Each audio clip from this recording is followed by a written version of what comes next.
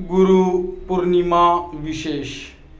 आषाढ़ मास की पूर्णिमा को गुरु पूर्णिमा कहते हैं। इस दिन गुरु पूजा का विधान है। गुरु पूर्णिमा वर्षा ऋतु के आरंभ में आती है। इस दिन से 4 महीने तक परिव्रजक साधु संत एक ही स्थान पर रहकर ज्ञान की गंगा बहाते हैं।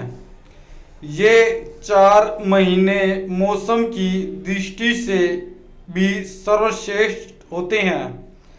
ना अधिक गर्मी और ना ही अधिक सर्दी, इसलिए अध्ययन के लिए उपयुक्त माने गए हैं। जैसे सूर्य के ताप से तप्त भूमि को वर्षा से शीतलता एवं फसल पैदा करने की शक्ति मिलती है, वैसे ही गुरु चरणों में उपस्थित साधकों को ज्ञान, शांति, भक्ति और योग शक्ति प्राप्त करने की शक्ति मिलती है। इस वर्ष गुरु पूर्णिमा 13 जुलाई 2022 बुधवार को मनाई जाएगी। गुरु पूर्णिमा अर्थात गुरु के ज्ञान एवं उनके स्नेह का स्वरूप है। हिंदू परंपरा में गुरु को ईश्वर से भी आगे का स्थान प्राप्त है। तभी तो कहा गया है कि हरि रूठे गुरु ठोर है, गुरु रूठे नहीं ठोर। इस दिन के शुभ अवसर पर गुरु पूजा का विधान है। गुरु के सानिध्य में पहुंचकर साधक को ज्ञान, शांति, भक्ति और योग शक्ति प्राप्त होती है। गुरु पूर्णिमा को व्यास पूर्णिमा नाम से भी जाना जाता है, क्योंकि यह दिन महाभारत के रचयिता कृष्ण द्वैपायन व्यास का जन्मदिन भी होता है। वेद व्यास जी प्रकांड विद्वान थे। उन्होंने वेदों की भी रचना की थी। इस कारण उन्हें वेद व्यास के नाम से पुकारा जाने लगा। ज्ञान का मार्ग गुरु पूर्णिमा। शास्त्रों में गुरु के अर्थ के अंधकार को दूर करके ज्ञान का प्रकाश देने वाला कहा गया है। गुरु हमें अंधकार से प्रकाश की ओर ले जाने वाले होते हैं। गुरु की भक्ति में कई श्लोक रचे गए हैं जो गुरु की सार्थकता को व्यक्त करने में सहायता करते हैं। गुरु की कृपा से ईश्वर का साक्षात्कार संभव हो पाता है और गुरु की कृपा के अभाव में कुछ भी संभव नहीं हो पाता है। भारत में गुरु पूर्णिमा का पर्व बड़ी श्रद्धा व धूमधाम से मनाया जाता है। प्राचीन काल से चली आ रही यह परंपरा हमारे भीतर गुरु के महत्व को परिलक्षित करती है।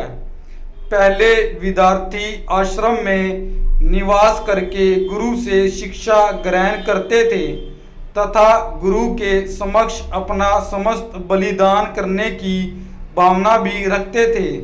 तभी तो एकलव्य जैसे शिष्य का उदाहरण गुरु के प्रति आदर भाव एवं अगद्य श्रद्धा का प्रतीक बना, जिसने गुरु को अपना अंगूठा देने में क्षण भर की भी देर नहीं की। गुरु पूर्णिमा के चंद्रमा की तरह उज्जवल और प्रकाशमान होते हैं। उनके तेज के समक्ष तो ईश्वर भी नतमस्तक हुए बिना नहीं रह पाते। गुरु पूर्णिमा का स्वरूप बनकर आषाढ़ रूपी शिष्य के अंधकार को दूर करने का प्रयास करता है। शिष्य अंधेरे रूपी बादलों से घिरा होता है, जिसमें पूर्णिमा रूपी गुरु प्रकाश का विस्तार करता है। जिस प्रकार आषाढ़ का मौसम बादलों से घिरा होता है, उसमें गुरु अपने ज्ञान रूपी पुंज की चमक से सार्थकता से पूर्ण ज्ञान का आगमन होता है। गुरु आत्मा परमात्मा के मध्य का संबंध होता है। गुरु से जुड़कर ही जीव अपनी जिज्ञासाओं को समाप्त करने में सक्षम होता है तथा उसका साक्षात्कार प्रभु से होता है। हम तो साध्य हैं, किंतु गुरु वह शक्ति है जो हमारे भीतर भक्ति के भाव को अलौकिक करके उसमें शक्ति के संचार का अर्थ अनुभव कराती है और ईश्वर से हमारा मिलन संभव हो पाता है।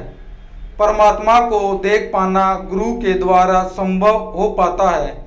इसलिए तो कहा है, गुरु गोविंदहु खड़े काके लागू पाए, बलिहारी गुरु आपके जिन गोविंद दियो बताए। गुरु पूर्णिमा पौराणिक महत्व।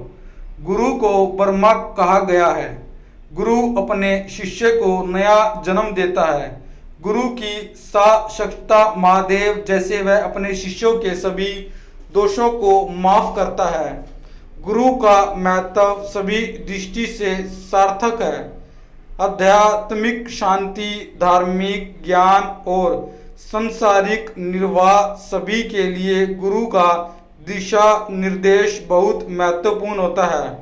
गुरु केवल एक शिक्षक ही नहीं, अपितु वह व्यक्ति को जीवन के हर संकट से बाहर निकलने का मार्ग बताने वाला मार्गदर्शक भी है। गुरु व्यक्ति को अंधकार से प्रकाश में ले जाने का कार्य करता है। सरल शब्दों में गुरु को ज्ञान का पुंज कहा जा सकता है। आज भी इस तथ्य का महत्व कम नहीं है।